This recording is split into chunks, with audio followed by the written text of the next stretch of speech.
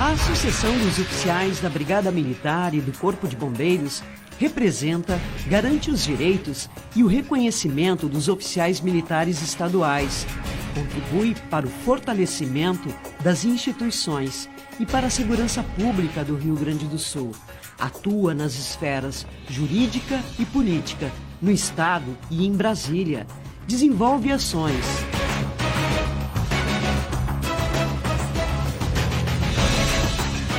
Trabalha integrada com representantes de classe, é fonte de informação. Segundo o levantamento da Associação de Oficiais da Brigada Militar. Incentiva cursos de especialização e a cultura.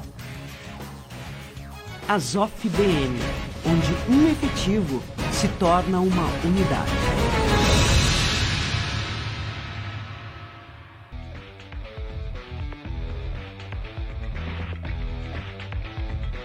Cruzando as conversas. Oferecimento Galeazzi Sul. Há 40 anos a evolução dos metais. Associação dos Oficiais da Brigada Militar e do Corpo de Bombeiros. Defendendo quem protege você. Boa noite, eu sou Guilherme Macalossi e começa na RDC TV mais uma edição do Cruzando as Conversas, seu programa de análises e debates noturnos, sempre logo após o Dois Toques. Nós estamos começando o programa um pouquinho mais tarde, novo horário, então você nos assiste a partir das 22h15 e sempre pelos canais 24 e 524 da NET Claro TV e pelo @RDCTV Digital, nas múltiplas plataformas em que a RDC TV se faz presente. Estamos no Facebook, no Twitter, no Instagram e no YouTube. Não deixe de se inscrever nos nossos canais para receber as notificações com os programas que aparecem sempre que começam. E também os últimos programas que foram ao ar. Nosso programa está sempre disponível para você assistir a hora que bem entender. O Cruzando as Conversas é um oferecimento da Associação dos Oficiais da Brigada Militar e do Corpo de Bombeiros, defendendo quem protege você. E também de Galeazzi Sul, há 40 anos, a evolução dos metais. O nosso programa trata hoje de um tema da maior importância e da maior urgência, que é o feminicídio. Feminicídio que está em alta aqui no Rio Grande do Sul. Vou trazer aqui a matéria que balizou o mote deste programa. Foram registradas 10 mortes de mulheres por questões de gênero no último mês, contra 3 em janeiro de 2019. Casos recentes, citados no levantamento, ocorreram em Erechim, Parobé, Porto Alegre, São Leopoldo, Campo Bom, Canela, Nova Petrópolis, Torres e Venâncio Aires. É bom lembrar sempre que o feminicídio ele não é a mesma coisa que um homicídio. Uma mulher pode ser vítima de homicídio e pode ser vítima de feminicídio. O feminicídio tem uma razão particular que é relativa ao fato de ser mulher. O homicídio, não. Por exemplo, um latrocínio comum, um crime comum. Não foi vítima de feminicídio. Agora, violência doméstica resultante em morte, feminicídio. É importante deixar isso claro já na abertura do programa. Então, houve um número que flutuou de uma forma um tanto quanto candente neste mês de janeiro, triplicou o número de feminicídios e, por isso, eu reuni 4 pessoas que tratam dessa questão, têm experiência na área. Temos aqui hoje no programa, na semana passada já esteve presente, né, vereadora Nádia? Prazer recebê-la novamente, bem-vinda, boa noite. Prazer estar aqui contigo, Guilherme, com essa bancada muito qualificada. Tenho certeza que o debate vai ser em alto nível aqui, principalmente nessa pauta, né, que tanto interessa a todos nós, homens, mulheres, enfim, segurança pública, que está mostrando aí já no seu mês de janeiro um acréscimo muito relevante na questão de morte de mulheres. Foi muito bem explicado aqui por ti a questão das mulheres que morrem pelo feminicídio e mulheres que morrem por conta do homicídio. E o que prevê o feminicídio? Exatamente a relação intrafamiliar, aquela relação afetiva em que haja que morem essas duas pessoas sob o mesmo teto, que tenham uma relação afetiva, ou seja, namorados, noivos, pessoas casadas, companheiros, inclusive a lei estupradores. Sim, porque aí são, né, ex-companheiros, enfim, estuprador não entra no feminicídio, não né? entra? Porque aí, não. Ignorância da minha parte, pensei que entrava. Não, porque aí ele pega uma vítima qualquer. Ele não tem aquele olhar com a sua mulher. O feminicídio prevê que tenha aquela questão de posse, né, da submissão. É o agressor que vê a sua vítima como alguém submisso, que está sobre a sua seu poder, né? É uma relação de força ali, e por isso que a gente diz que tem uma questão de direitos humanos todos que entra nessa questão. E principalmente, eu digo que as pessoas às vezes se enganam na questão de o filho que bate na mãe. Também é uma questão de Lei Maria da Penha, também é uma questão filho que mata a mãe, também é uma questão de feminicídio. Por quê? Porque tem a relação de afeto e que a gente pode discutir bastante aí durante esse debate que nós vamos ter.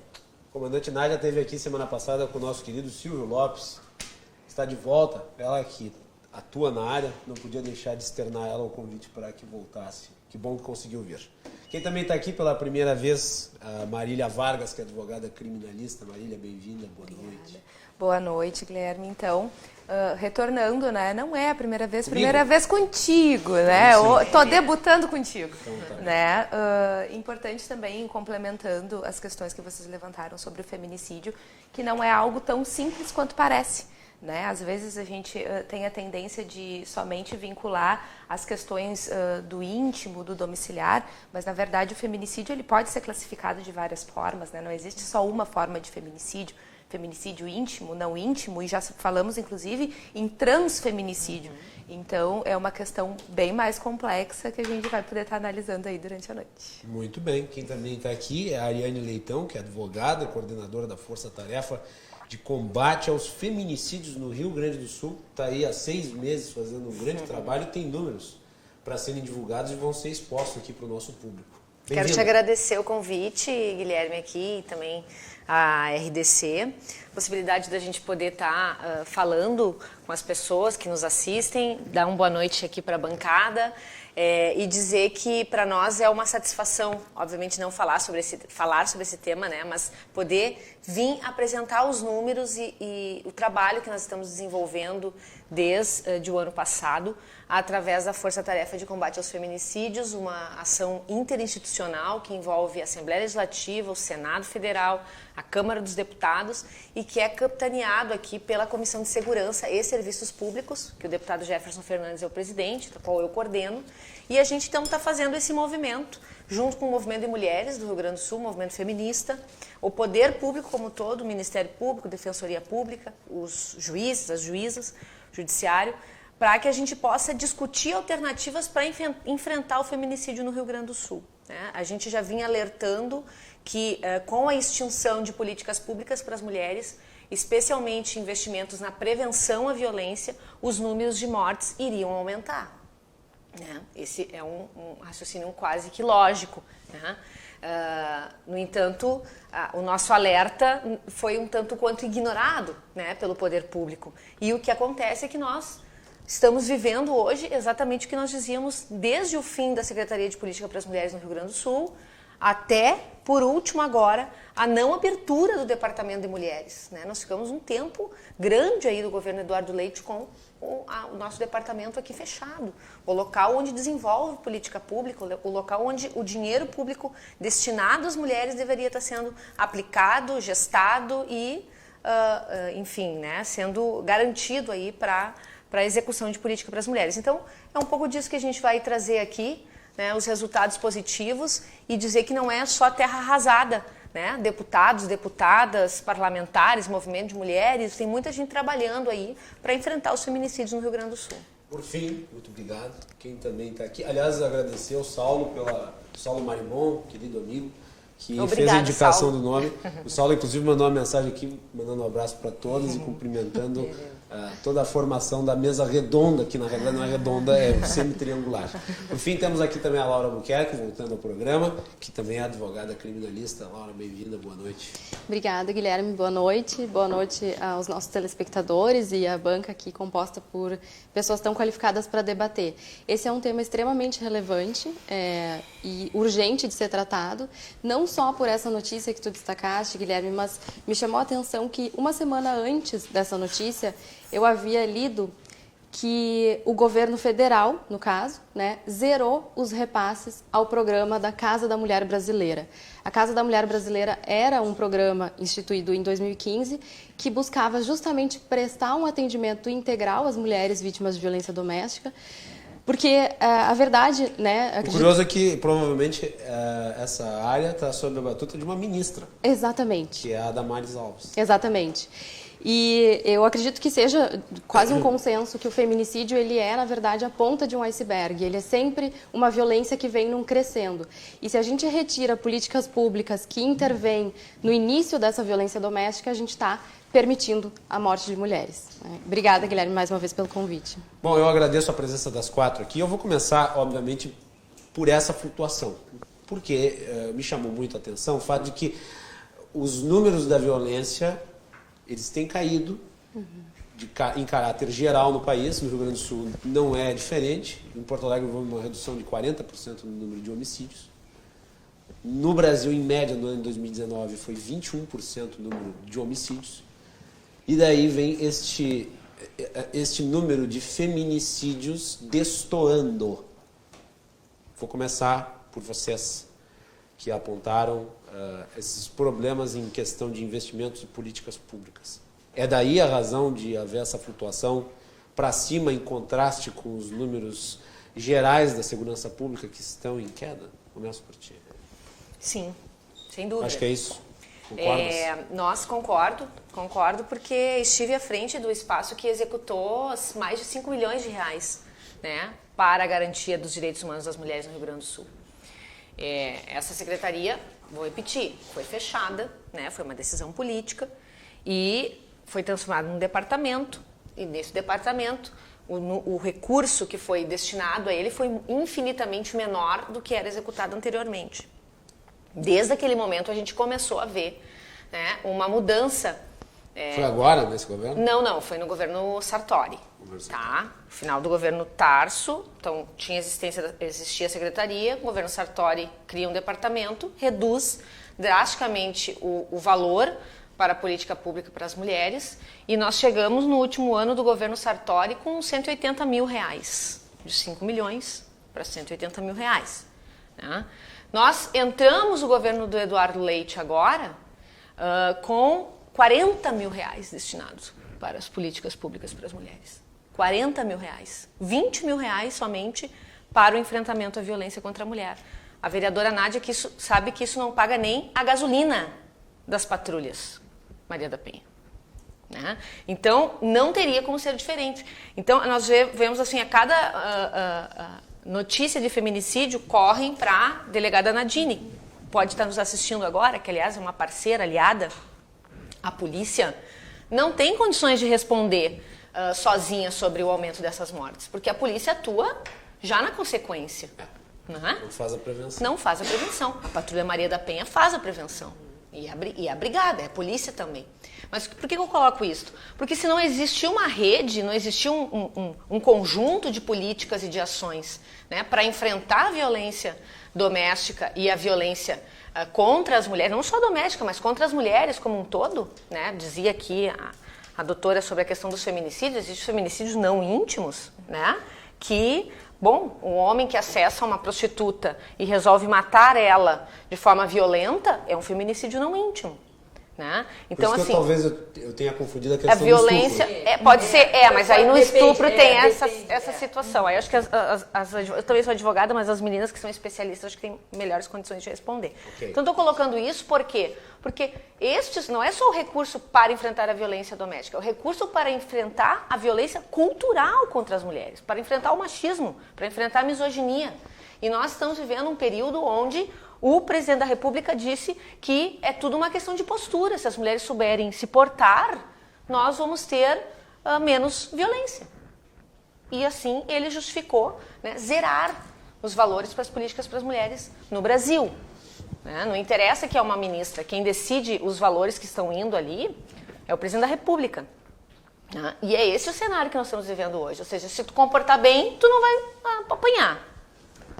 Né? Esse é o recado do nosso presidente. Então, por que eu coloco isso? Porque esse é o ambiente que nós enfrentamos hoje em relação à violência. E se não tiver recursos para enfrentar essa questão, não só do ponto de vista da violência doméstica, mas a violência cultural, que proporcione mais condições para as mulheres, acesso ao mercado de trabalho, acesso à educação, acesso à renda, condições para os seus filhos e filhas.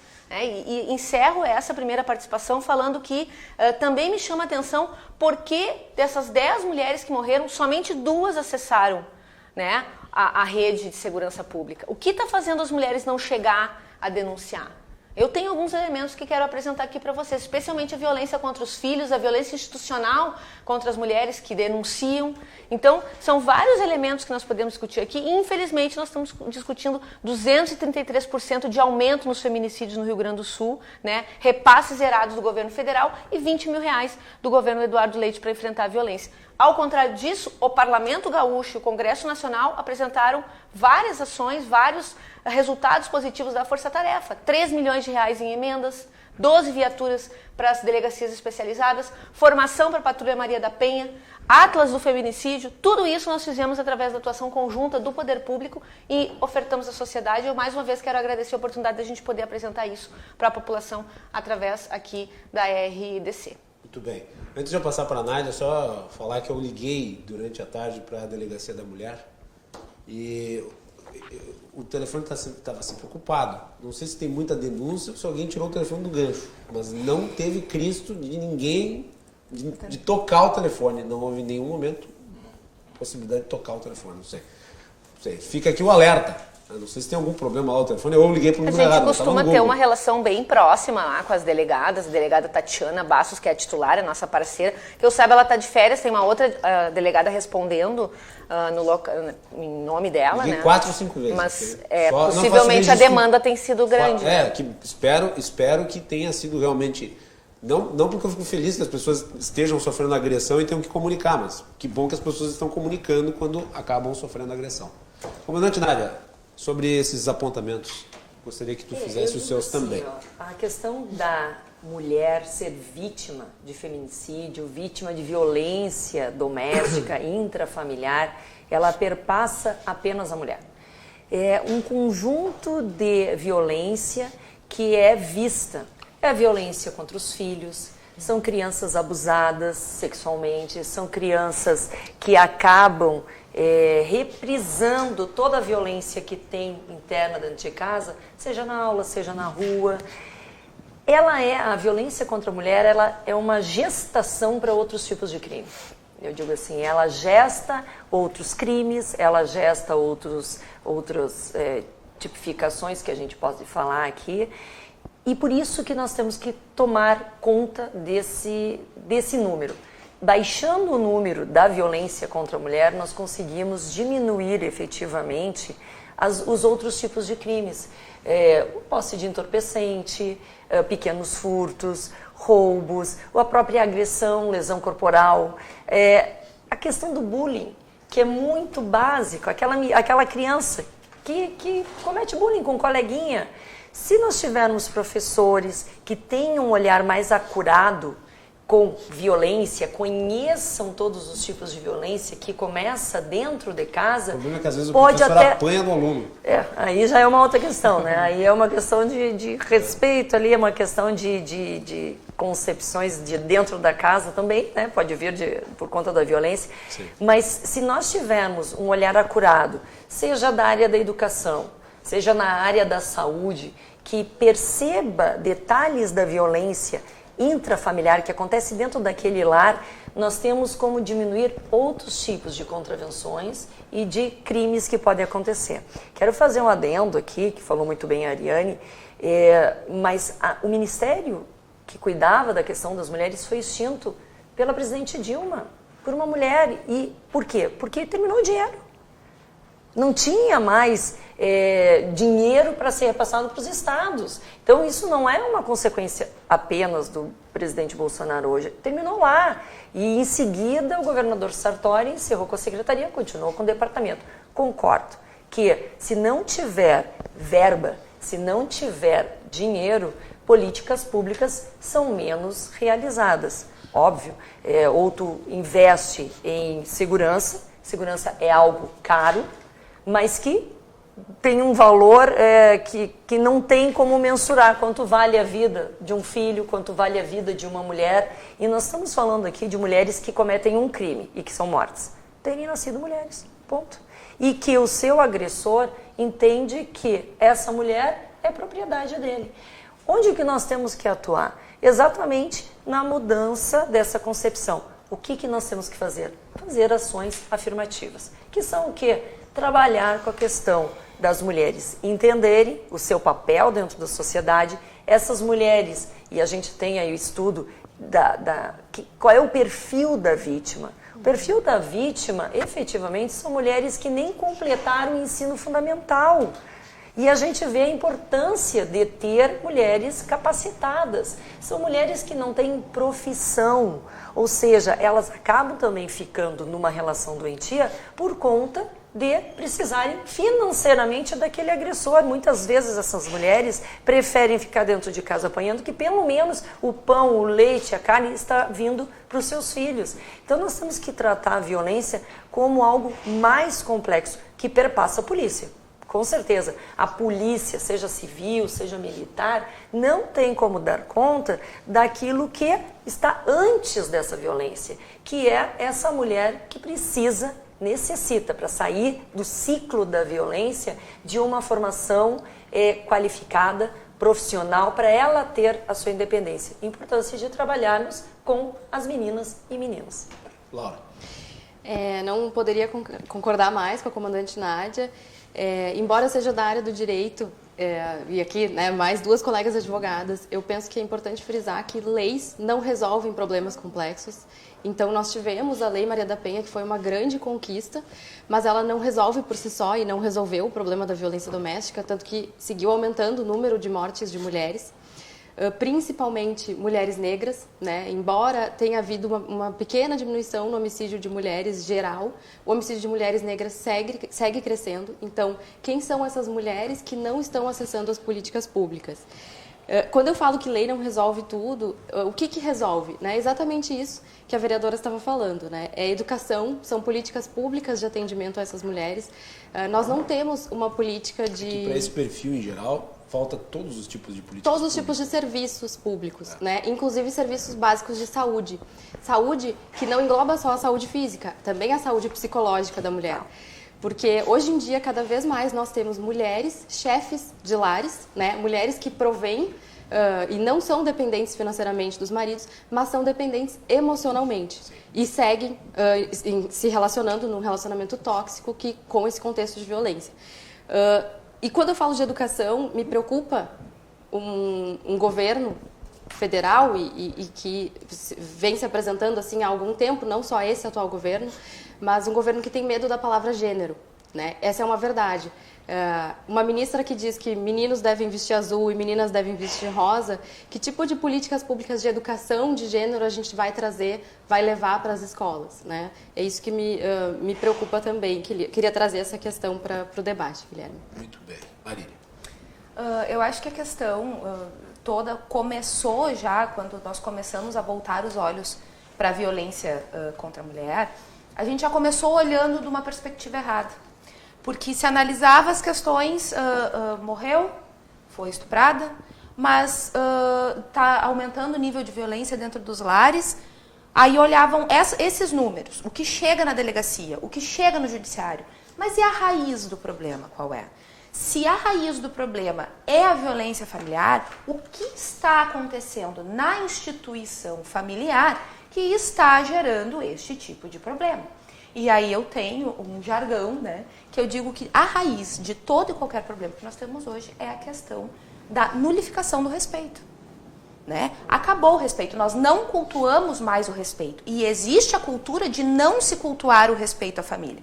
Então, a partir do momento que tu destrói a instituição familiar, o papel e a autoridade de pai e de mãe, tu abre a porta para tudo, para todo tipo de violência, que deriva da ausência de respeito. O cerne de tudo é isso. Isso não é tratado. Pelo contrário, a família segue sendo atacada e segue sendo desmantelada. Ponto. Perfeito. Tá? E isso vai gerar o que a gente chama ali na doutrina dos broken homes, né? Que são as relações quebradas dentro das relações familiares. E que daí geram os mais diversos tipos de violência que vão, obviamente, desaguar no feminicídio. A questão que foi pautada sobre a fala do presidente, da postura, enfim, eu não vi, né? E também não sei o que ele quis dizer com isso. Às vezes o presidente é indecifrável. Ele é indecifrável porque ele fala, ele quis dizer uma coisa, mas ele tem esse jeito muito dele, ele fala, ninguém entende nada e tudo bem. Mas o que eu penso dessa questão da postura? Penso que mulher vítima de violência é a mulher vítima de violência de maneira concreta, né? Aquela mulher que está num ciclo de violência. Eu não sou vítima porque nasci mulher, não cometi crime por nascer mulher. E a partir do momento que tu alimenta isso como uma bandeira política, tu torna toda e qualquer mulher vítima. E isso é um grande problema. Porque tu está enxergando toda mulher como vítima pelo simples fato de ser mulher. Nós não podemos... Isso vai totalmente de encontro ao que tanto se bate que nós precisamos empoderar a mulher. Então, se eu estou tornando ela vítima por ser mulher, eu não estou empoderando. Então, uma coisa vai totalmente em contra a outra. Então, o empoderamento da mulher para que ela tenha, de repente, essa postura que o presidente falou, é essa questão de ter postura de ser autoafirmativa, de ser firme nos seus propósitos, firme nos seus conhecimentos e se impor de uma maneira que, independente de estar falando ou me reportando a homens ou mulheres, estou ciente do que estou falando e certa do que estou falando. E isso só vem através do que a comandante Nádia colocou. Educação, trabalho, ações afirmativas no sentido de educar, trazer conhecimento, trazer profissão a essas mulheres. E aí, atacando o cerne, a gente consegue atacar os problemas. Porque a vitimização, né, tornar a vítima de novo, não tira essa mulher do ciclo da violência. Acabamos também, de novo, trazendo ela a continuar vítima.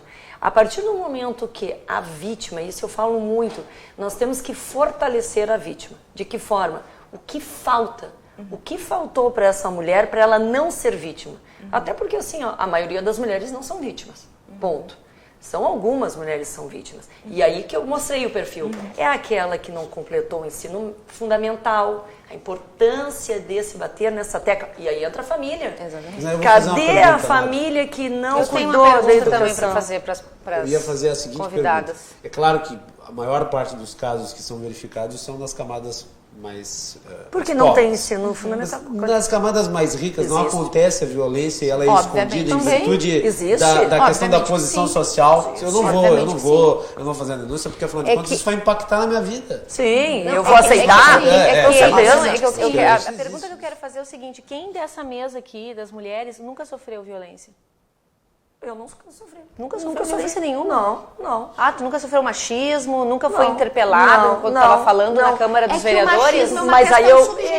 Mas óbvio Ariane, se por acaso isso viesse a acontecer, ou pode ser que tenha acontecido, respondido na hora. Exatamente. Mas automaticamente tu fosse vítima, vereadora. Mas não, mas a vítima é quando continua. Não, se tu encerra ali, tu não é vítima. Isso é um processo cultural de enfrentamento da condição de mulher através da violência machista. Por exemplo, quando eu estou falando, ou vão dizer se o Guilherme vem e me ou interrompe, vão dizer que na vida pública não tem machismo. Não gente, assim, nada justifica a violência. Nem postura A, nem postura B, nem nada. Nem ser de família, não ser de família, ser recatada, não ser recatada. Nada justifica a violência.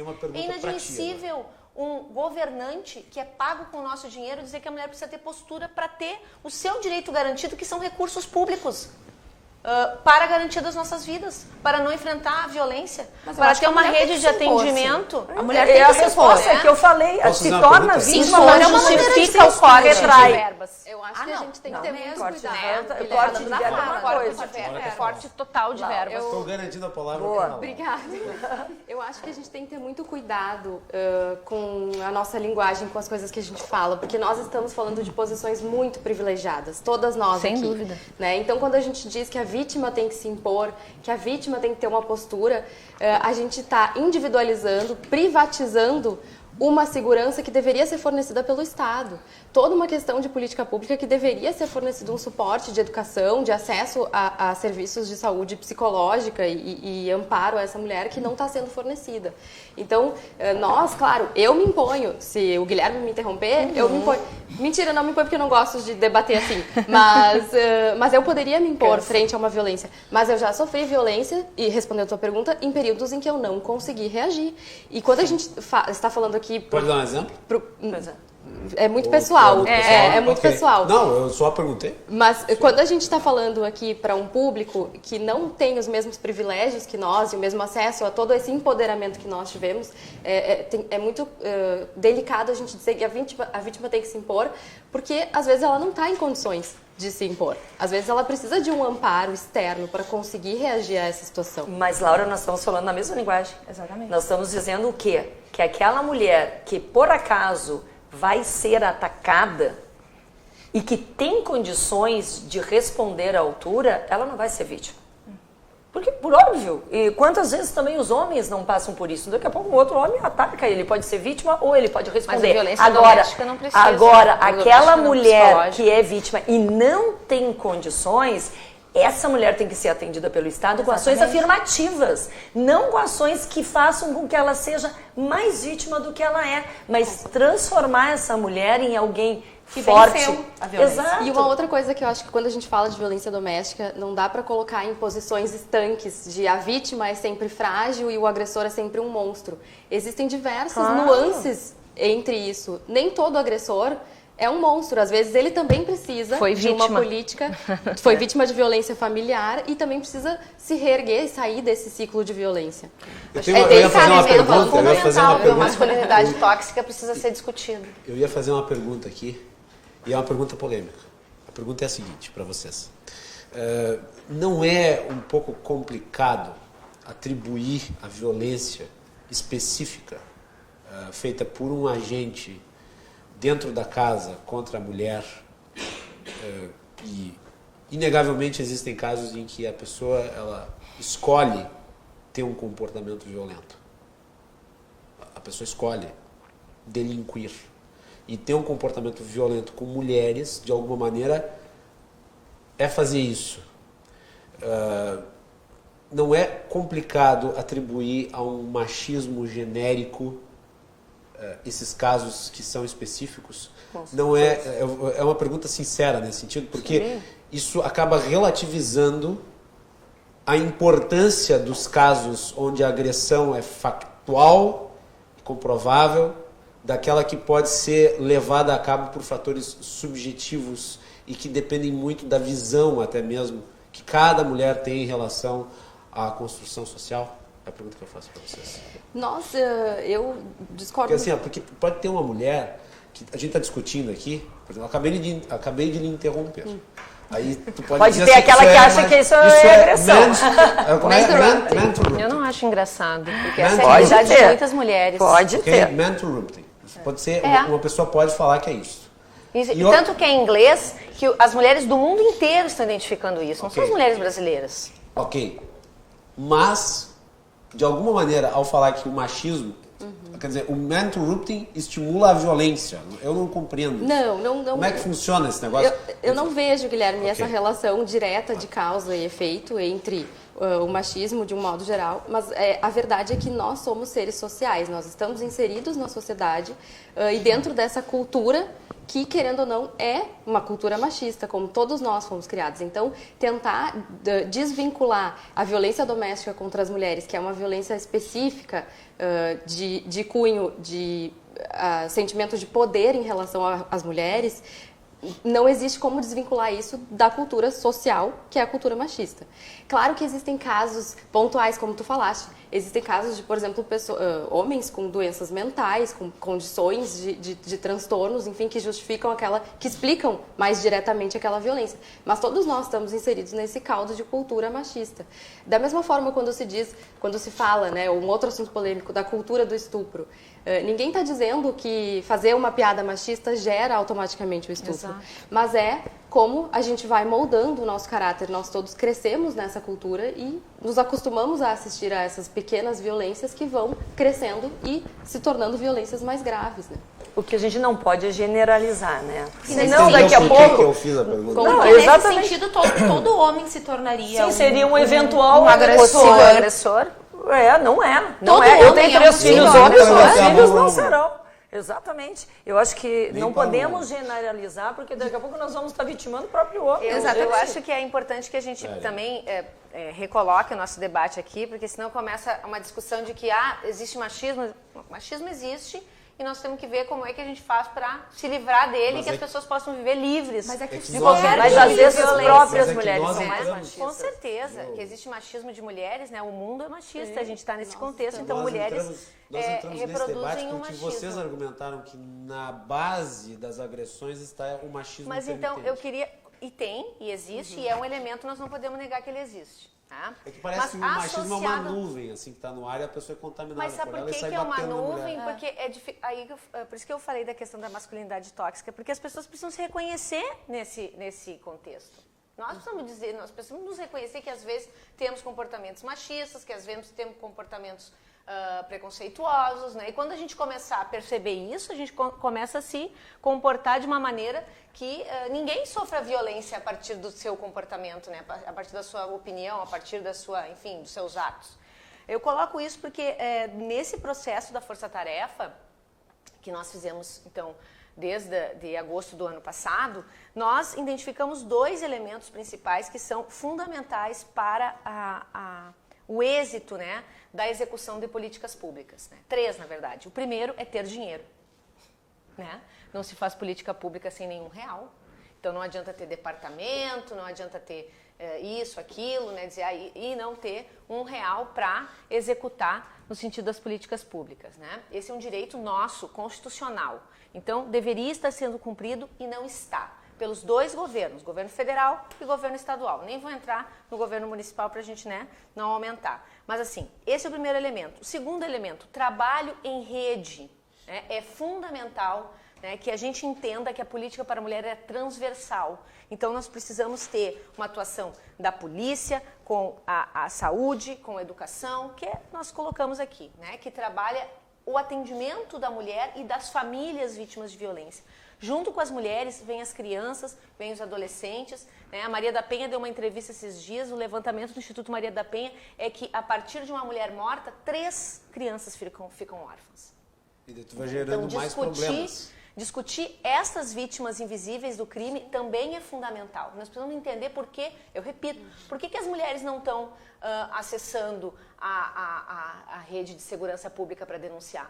Né? O que leva as mulheres a não chegar se decidir a denunciar. Claro, existe todo um processo de violência, sim, mas existe também um medo, né, destas mulheres em relação aos seus filhos, né, processos judiciais, retiradas de guardas forçadas, né, alienação parental, então tudo isso está envolvido. E por último, a questão da prevenção, que aí eu acho que vocês também falaram aqui, mas é fundamental, especialmente enfrentar esta masculinidade tóxica, os próprios homens discutirem, né? E eu recomendo aqui um documentário para encerrar, O Silêncio dos Homens. É bom que todo mundo veja, homens, mulheres, porque ali os próprios homens se mostram dizendo que eles não conseguem discutir sobre a sua própria masculinidade e isso muitas vezes gera violência. Então, todo mundo pode estar revendo, né, os seus comportamentos para a gente viver melhor. Muito bem.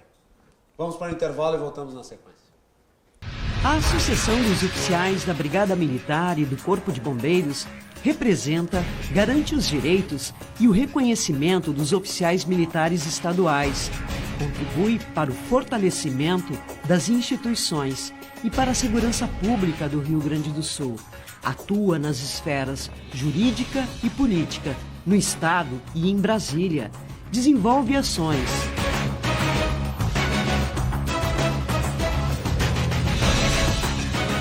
trabalha integrada com representantes de classe, é fonte de informação. Segundo o levantamento da Associação de Oficiais da Brigada Militar, incentiva cursos de especialização e a cultura. ASOF-BM, onde um efetivo se torna uma unidade. Cruzando as conversas de volta aqui na RDC TV, vocês me perdoem, eu estou meio assim anasalado falando, porque eu estou no meio de uma crise alérgica terrível. Então já alerto o nosso público para isso, tá bem? Cruzando as conversas de volta, estamos falando sobre feminicídios. O programa tem o apoio da Associação dos Oficiais da Brigada Militar e do Corpo de Bombeiros, defendendo quem protege você, e também da Galeazzi Sul. Há 40 anos, a evolução dos metais. Você nos acompanha pelos canais 24 e 524 da NET e pelas redes sociais, @RDCTV Digital. Estamos no Facebook, Twitter, Instagram, todas as redes, é só seguir, acompanhar, curtir, compartilhar e comentar. Não deixe de mandar sua mensagem pelo live stream do Facebook que já está no ar. Voltamos para o segundo bloco. Marília, volto contigo. Então, agora nós estávamos falando aqui a questão dos números, né? Analisar esses números é muito importante, porque o que está acontecendo? São novos casos de feminicídio, novos casos de agressão, ou são os antigos que não eram noticiados e agora estão sendo noticiados? Ou então é uma soma de dois fatores, né? Porque, claro, nós não tínhamos a cultura de ter toda essa propaganda de, olha só, tu pode vir, tu pode denunciar, tu vai ter um acolhimento. O estímulo, né? O estímulo. Então, não tinha nem a lei, né? Nem a lei, exatamente. Então, a partir do momento que apareceram todos esses mecanismos, né, há o empoderamento, há a coragem de vou denunciar. Mas são novos casos? Não são novos casos? E isso é uma questão bem complexa com questão a dados no Brasil, né? Porque até mesmo no exterior os dados, os percentuais que nós apresentamos, eles não são considerados 100%, porque não é dado 100% de credibilidade a eles. Então, acho que no Brasil a gente precisa de um estudo sério do que realmente é o feminicídio. Porque eu tenho medo, enquanto profissional, de que dentro desses números estejam mortes de mulheres, né, que não sejam casos de feminicídio. E aí nós estamos num alarde que, obviamente, a morte de qualquer ser humano importa. Né? E eu bato muito nisso, eu fui contra a questão de surgir o tipo feminicídio, né? Achei um grande avanço a Lei Maria da Penha, por óbvio, mas fui contra a tipificação do feminicídio em si, porque entendo como uma desigualdade dentro da lei, entendo que não era necessário uma tipificação, tanto não era necessário que não reduziu número nenhum, né? Então, eu acho que essa questão que o Brasil precisa também dessas questões afirmativas, de trazer a mulher para a sua autonomia, para não ter essa dependência financeira que a faz ficar num ciclo de violência, que a faz não ter condição de repente, pensar, não sustento meu filho sozinho, então não saio da minha casa, porque aqui está o dinheiro, digamos assim, né? Então, essas políticas preventivas, realmente elas precisam ser tratadas de maneira muito forte. E, obviamente, que concordo com vocês no sentido de que se não tem dinheiro, não tem política pública. No entanto, passeando hoje pelo site do Ministério da Mulher, da Família e dos Direitos Humanos, eu vejo que dentro do governo houveram vários apoios de empresas, se buscou apoios de empresas para que se possam fazer ações preventivas. O Instituto Avon, por exemplo, foi um dos que está, né, veiculando toda essa questão de disseminação de informação. Então, óbvio que é o suficiente? Não é o suficiente, mas zeramos o repasse, zerou-se o repasse, mas não se está de mãos atadas, mãos para trás, ignorando os fatos. Isso a gente precisa deixar claro, que não é, o Estado não é uma torneira que a gente abre e ele vai ficar jorrando dinheiro para o resto da vida, né? Se não tem dinheiro, bom, vamos buscar outras formas. Estão sendo buscadas outras formas? Sim, estão, e a gente precisa falar disso também. E é importante a gente lembrar, o Guilherme perguntou algo, aonde estavam essas mulheres que morreram, né? Ou foi a Ariane, né? como elas não acessaram Porque o não sistema, só né? duas tinham medida Por protetiva. que não né? acessaram o sistema? Primeiro, Isso é falta de problema. informação. Falta informação para as mulheres. As mulheres ainda são desinformadas quanto aos seus direitos, quanto a o que procurar quando se tem alguma dificuldade. Além disso, há também a desacredibilidade do sistema judiciário. Total. Essa mulher que ingressa, e vejam bem o quanto difícil é uma mulher denunciar o seu parceiro, porque efetivamente as que nós atendemos na Patrulha Maria da Penha, depois vai entrar com essa maravilhosa ferramenta aqui que criamos aqui pela Brigada Militar, a grande maioria das mulheres gosta do seu companheiro, não gosta da atitude dele. Ela acha E que ela vai se não degenerar. acredita. A síndrome não de acredita, Estocolmo, Exato. né? Não acredita que ela vai poder sofrer algum tipo de violência e até morrer. E quando ela faz a denúncia, normalmente não é na primeira agressão. Essa agressão já vem acontecendo há mais tempo e ela se fortalece pela vinda da Lei Maria da Penha 11.340, ela se fortalece porque perto do seu bairro tem um posto de saúde, uma assistência social que conversou a respeito, teve alguma organização que falou e ela lembrou, uma amiga que deu algum toque para ela e ela chama a Brigada Militar. Ela pede, então, ela informa, eu estou sendo vítima, eu estou com o braço quebrado, com alguma lesão, e ela vai levada à delegacia. Olha o quanto essa mulher tem que caminhar, muitas vezes vem com o filho no meio do caminho, né? Registra na delegacia da polícia ali, e ali também tem outro problema. Para onde ela vai voltar?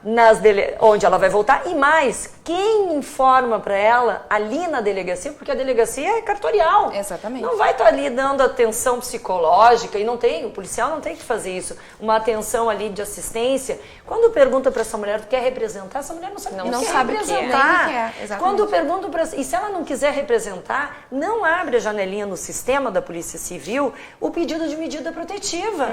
Se ela, por acaso, lá pelas tantas, apanhou tanto, vai dizer eu quero representar, e aí abre medida protetiva e o policial pergunta, tu queres medida protetiva de urgência? Ela também não sabe, tão pouco ela sabe.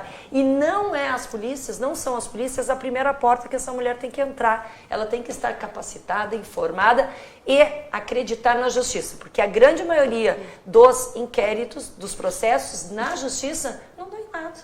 Tem alguns diagnósticos que nós trazemos aqui a partir das atividades da Força Tarefa. Foram 6 encontros regionais no Rio Grande do Sul. Foram 2 reuniões técnicas e a partir daí, ouvindo dezenas de autoridades, centenas de mulheres, nós identificamos que, o déficit orçamentário sim é um problema, escutando as autoridades, escutando as mulheres, a gente percebeu isto.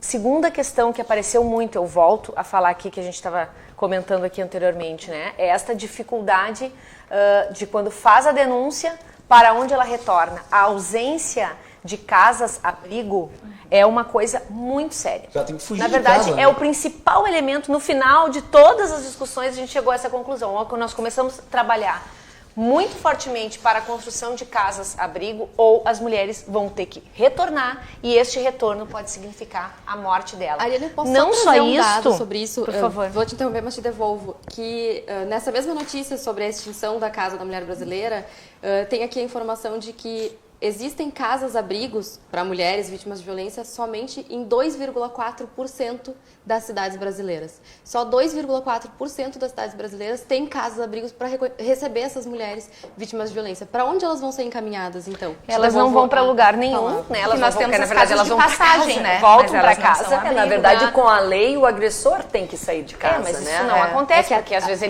muitas vezes ele está em casa, ela é obrigada a voltar para lá, né? E isso pode, como eu falei, significar a morte dela. E este processo existe ainda uma questão violenta, que é do não reconhecimento, especialmente do Poder Judiciário, e a não conexão entre as varas de violência doméstica e da família, de que essa mãe que denuncia, ela não pode ser penalizada por denunciar, e aí o juiz da vara de família olha, mas não, esse ambiente aqui não dá para essa criança ficar, ela vai ter que ir para um abrigo. A mulher não vai denunciar. Quem é mãe aqui, tu é mãe, né? Não vai denunciar. Tu é mãe, não vai denunciar. Teme pelos filhos também. Teme pelos filhos. Olha, eu aguento mais um tempo, mas eu não vou deixar meu filho ir para uma casa-abrigo. Isso quem falou foram juízes, Sim. né? Doutora Foram Madiele fala promotores, muito isso, né, que estavam nas audiências conosco, e esse tema foi muitas vezes trazido. Outra questão, a necessidade do aumento de delegacias especializadas, a necessidade especialmente do aumento das patrulhas Maria da Penha, né, que fazem hoje uma ação de prevenção ao feminicídio, não à violência, por óbvio, porque elas já são vítimas de violência e por isso um acesso à passação à patrulha. A formação dos agentes públicos. Eu, inclusive, gostaria de salientar aqui que a Força Tarefa só existiu e só existe ações hoje de enfrentamento à violência no Rio Grande do Sul em virtude das servidoras públicas do Rio Grande do Sul, que mesmo ganhando parcelado, não abrem mão de desenvolver um trabalho sério na Delegacia da Mulher, nas patrulhas, no IGP, nos mais diferentes espaços que nós tivemos no estado do Rio Grande do Sul. Nós vimos um compromisso das servidoras públicas do estado do Rio Grande do Sul, né? Então são vários elementos que essa formação ela é necessária. Então são vários elementos que a gente aponta aqui como diagnóstico e que precisam ser colocados na agenda pública do Estado e do Brasil, né? Essa questão, tem dinheiro daqui, o Sistema S, ou, né, o Avon. Gente, é o seguinte, essa é uma questão constitucional, o direito é nosso, o recurso deveria estar à nossa disposição, o recurso não pode sumir de uma hora para outra, né? Então nós precisamos lutar por esses recursos e mais. Esses valores que foram trazidos pela Força Tarefa aqui no estado do Rio Grande do Sul, 3 milhões de reais através de emendas parlamentares das deputadas estaduais, eu quero fazer uma referência especial à deputada Luciana Genro e à deputada Sofia Cavedon, que lideraram esse processo. Nós vamos ter que estar atentas agora para ver se essas emendas que foram destinadas elas vão ser aplicadas. Né? Então, assim, como a gente falou aqui, né? Não é só uma questão de ter recurso ou não ter recurso. A iniciativa política, a disposição política para enfrentar o feminicídio, para enfrentar a violência contra a mulher, ela precisa estar como prioridade. Se ela não estiver como prioridade, as nossas vidas não serão prioridade e o recurso público não vai aparecer. É uma questão de iniciativa política, de priorizar essas ações. Claro, antes do intervalo.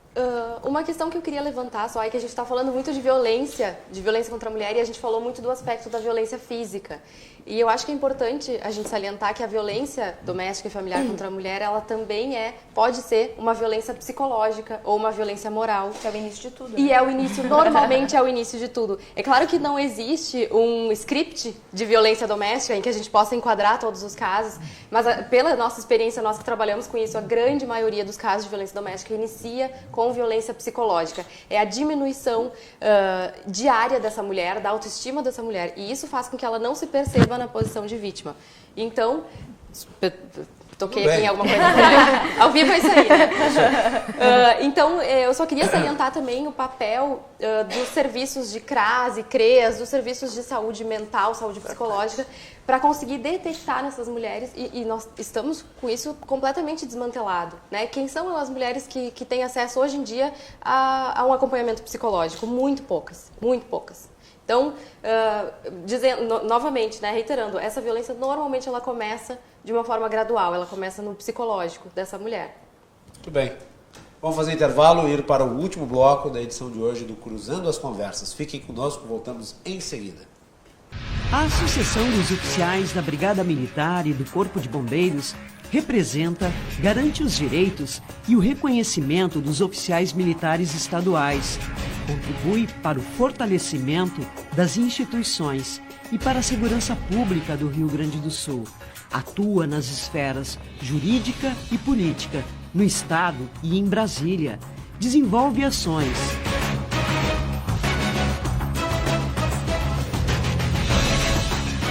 Trabalha integrada com representantes de classe, é fonte de informação. Segundo o levantamento da Associação de Oficiais da Brigada Militar. Incentiva cursos de especialização e a cultura.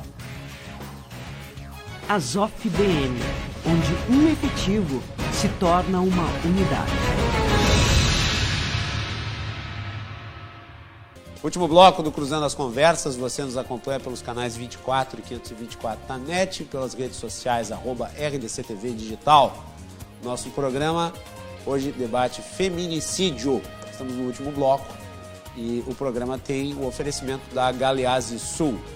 Há 40 anos, a evolução dos metais. e a Associação dos Oficiais da Brigada Militar e do Corpo de Bombeiros, defendendo quem protege você. Tudo bem? Vamos para o último bloco, então. Nós vamos ter só 12 minutos, um bloco dinâmico, rápido, mas para as considerações finais de vocês, comandante Nádia. Patrulha. Como é que funciona a patrulha? A Patrulha Maria da Penha foi Chega lá, lançada... bate na porta do cara e pergunta, o senhor tá batendo, tá fazendo alguma coisa? Mais ou menos, bate na assim? casa da vítima, né? Da mulher aí que tem a medida protetiva de urgência. Em outubro de 2012, a Brigada Militar, então, criou a Patrulha Maria da Penha, foi lançada aqui em Porto Alegre com 3 patrulhas, hoje já tem mais de 38 patrulhas, que são policiais militares capacitados, treinados para trabalhar no pós-delito, ou seja, não vai trabalhar no atendimento da ocorrência daquela mulher que está apanhando na hora. Ele trabalha depois, naquela mulher que registrou e que recebeu a medida protetiva de urgência através do juiz. Por quê? Porque casos da mulher com medida protetiva de urgência no bolso, essa mulher acabava morrendo, porque medida protetiva, por mais legal que seja, por mais permeada de deveres para com o agressor, não era um colete à prova de bala e não defendia tiro, facada, estrangulamento.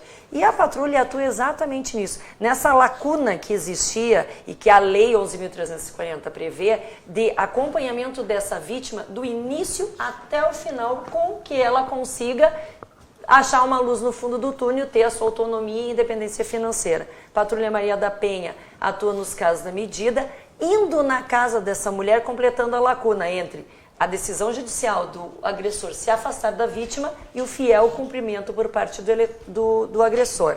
Patrulheiros vão na casa da vítima e perguntam, vão ver como é que está o termômetro ali da violência, se o agressor está respeitando a medida, se ele está importunando a vítima, e é o patrulheiro que vai... defeito.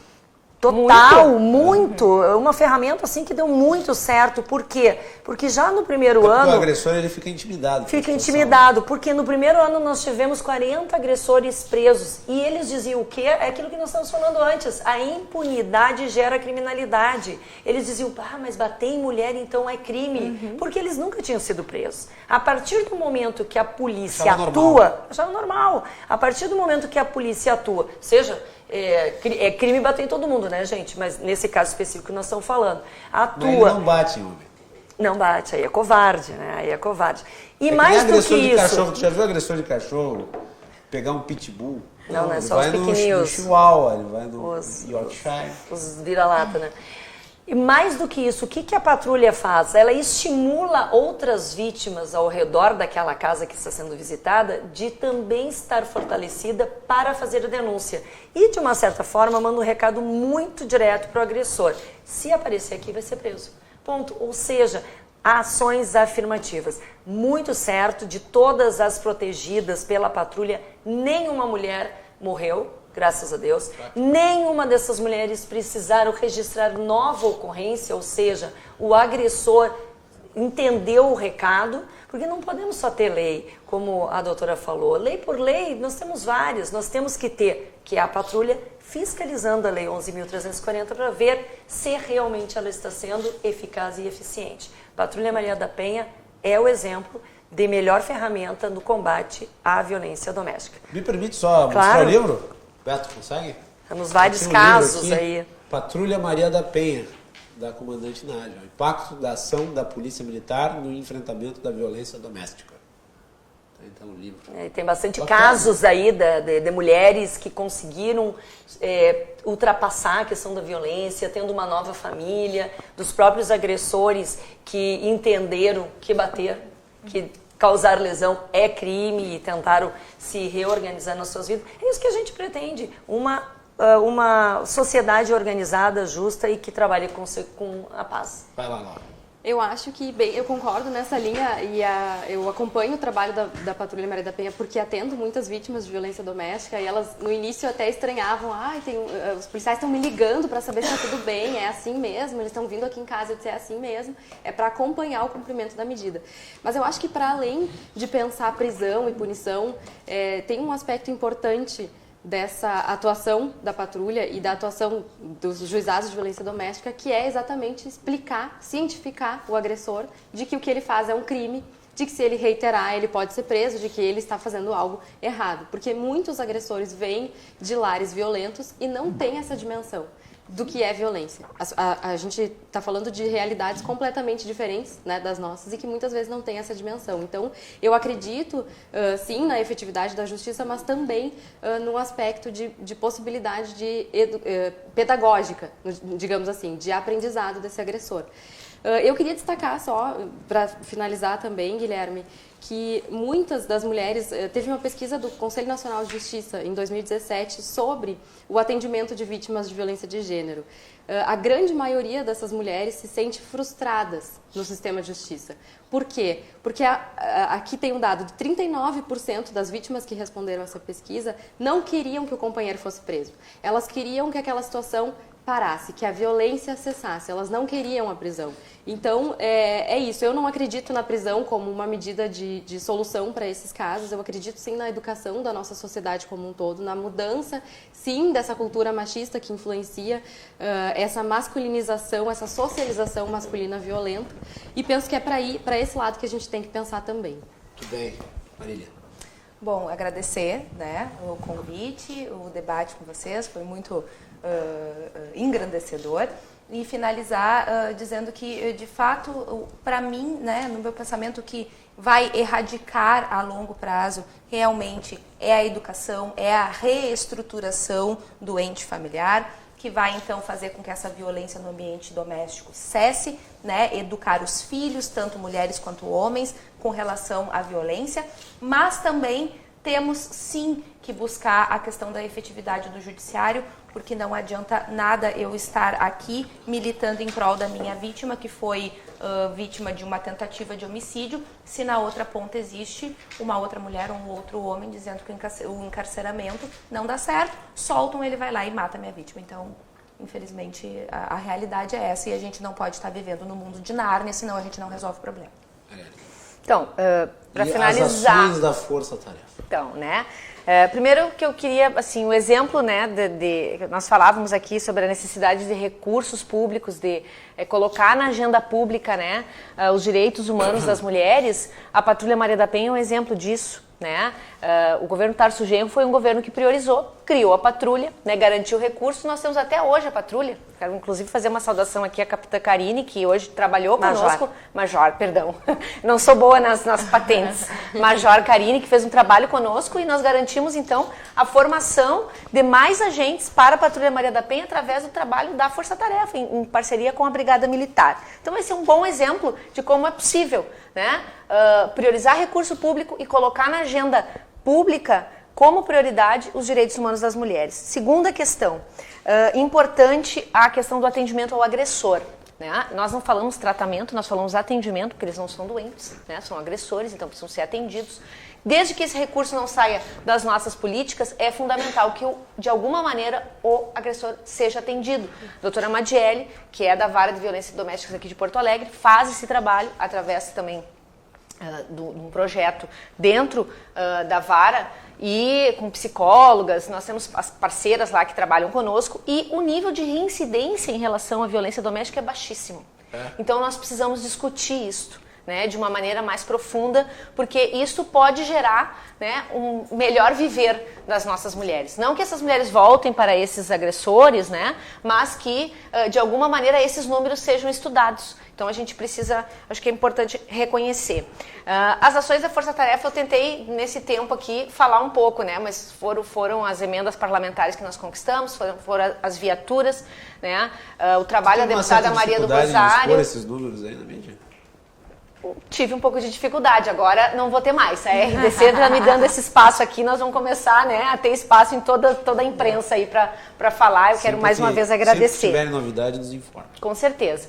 Fazer, assim, também passar para o pessoal, né, acessem a página da comissão, né, acessem a página do nosso mandato, o deputado Jefferson, que tem o trabalho que nós desenvolvemos através da Força Tarefa. A deputada Maria do Rosário foi que dirigiu esse processo na Câmara dos Deputados, o senador Paulo Paim no Senado Federal, e todas as parceiras que nós tivemos durante a construção dessa ação que foi extremamente positiva. E eu repito, não é tudo terra arrasada, né? Nós estamos trabalhando, nós estamos trazendo dinheiro, estamos trazendo viatura, estamos em parceria com todo o poder público gaúcho para a garantia da vida das mulheres no estado do Rio Grande do Sul. Obrigada, boa noite.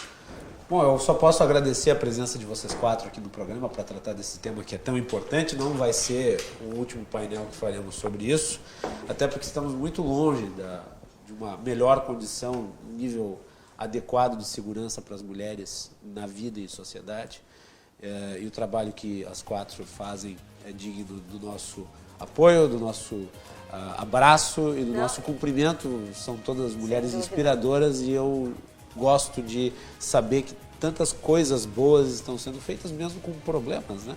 E agradecer à Associação dos Oficiais da Brigada Militar e dos Bombeiros do Rio Grande do Sul por ter me oportunidade de estar aqui fazendo essa fala. Um abraço pro Beck. É o Coronel Beck lá, presidente. Coronel Beck. E para terminar o programa, e agradecer a todos que mandaram mensagens, não vai ser possível ler. Que bom, que ótimo. Tinha até uns torpedeando aqui, ali e tal. Vai ficar a polêmica, vocês podem ler ali. Eu vou terminar só com um recado para quem está assistindo o programa. Se você é mulher e é vítima de agressão, não deixe de fazer a denúncia. Faça a denúncia, ok? É importante para você, para os seus filhos, para o seu entorno e para a sociedade em geral. Boa noite e até mais. A Associação dos Oficiais da Brigada Militar e do Corpo de Bombeiros representa, garante os direitos e o reconhecimento dos oficiais militares estaduais, contribui para o fortalecimento das instituições e para a segurança pública do Rio Grande do Sul, atua nas esferas jurídica e política, no Estado e em Brasília, desenvolve ações.